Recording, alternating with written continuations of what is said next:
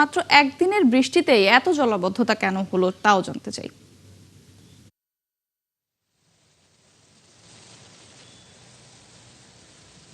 কুমিল্লার যানজট এবং জলাবদ্ধতা একটি নগরীর প্রধান সমস্যা। সামান্য বৃষ্টিতেই কিন্তু তলিয়ে যায় সড়কগুলো এবং কুমিল্লার ২৭টি ওয়ার্ডের চিত্রই কিন্তু এমনই।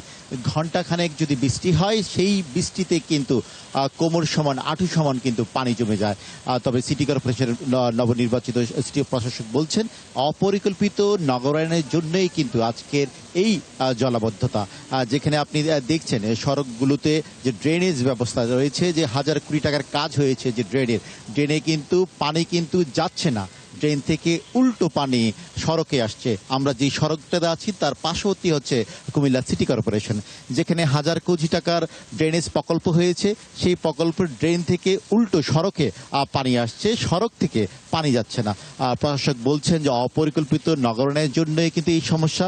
অচিরেই এই সমস্যা পরিকল্পিত নগরায়নের ব্যবস্থায় তিনি যাচ্ছেন এবং এই সমস্যার সমাধান তিনি করবেন। তবে নগরবাসী বলছে দীর্ঘ ২ যুগ ধরে এই কুমিল্লার নগরবাসী কিন্তু এই সমস্যায় ভুগছেন।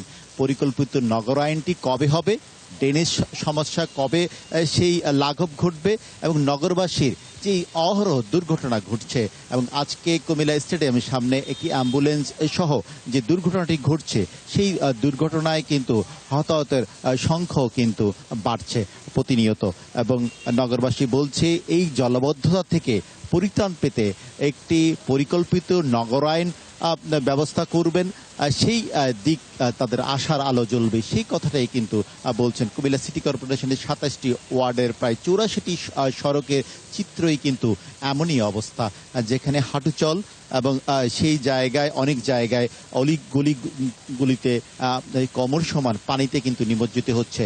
স্কুলগামী ছাত্রছাত্রীকে দেখা গেছে পানিতে তারা হাঁটু জল দিয়ে তারা বাড়ি ফিরছে এবং ৩ ঘন্টা হলো ১২টার দিকে এই বৃষ্টি কিন্তু শেষ হয়েছে, এখন পর্যন্ত কিন্তু সেই পানি কিন্তু সরছে না।